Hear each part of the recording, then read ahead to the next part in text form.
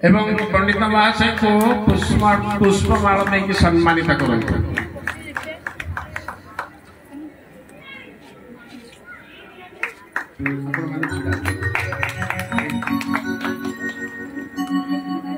पतित पावन क्षेत्र सभापति श्रीजुक्त सुरेंद्र कुमार बेहरा महोदय को अनुरोध करुच्ची से सभामंच को आसवे। यही 5 जन 4 जन भाई और जड़े मां को से सम्मानित करेंगे।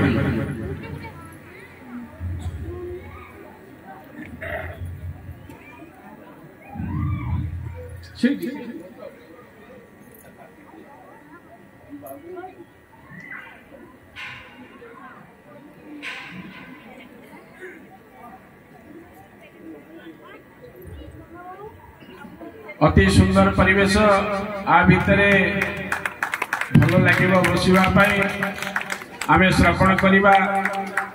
आमर जो बंधु मान सभापति महाशय सम्मानित करुचंती से बंधु माने धरणीधर नायक,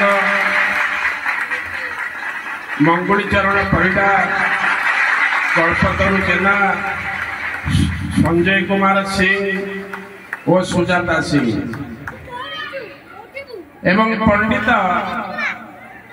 श्री भगवान परिचा जे कि आमर बहुत पुराना पंडित अनुष्ठान से कर्मकर्ता गोटे प्रकार उपदेष्टा कर्मकर्ता एवं आमर पथ प्रदर्शक। ये अनुष्ठान प्रतिष्ठा हवा समय से आसी पूर्व आसी गर्भगृह समय आसी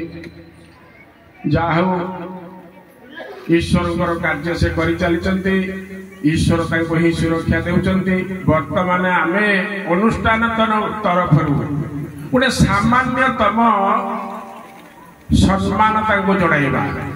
ये सम्मान बड़ सम्मान नुहे आम हूँ अति सामान्यतम सम्मान।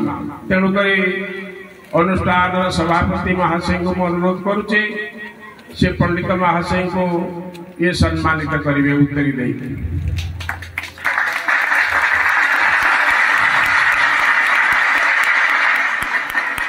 जय जगन्नाथ। जे गोटे कथा विशेष कथा कहबी नहीं, गोटे कथा कहबी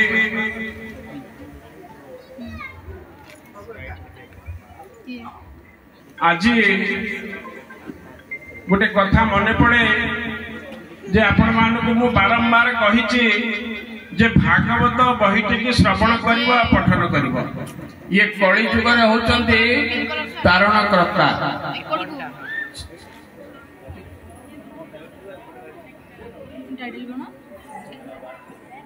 जे कली जुगर डंगा होची किए ना भागवत श्रीमद भगवत गीता ये परस्पर परिपूरक। आमे अष्टादश 17टा पुराण पाठ करि परिबा नाही कहना हमको समय नाही हमर आयुष नाही। ये कली जुगरे आमे खूब कम समय बंचिबा तापरे हमर अंग प्रत्यंग सब अस्थिर होई जिवे। आखि की देखा जीव नाही, कान को सुबिबो नाही, नाकरे पवन ये निश्वास श्वास प्रश्वास नहीं परिबार कष्ट अनुभव करिबा, पार्टी रे कथा कहि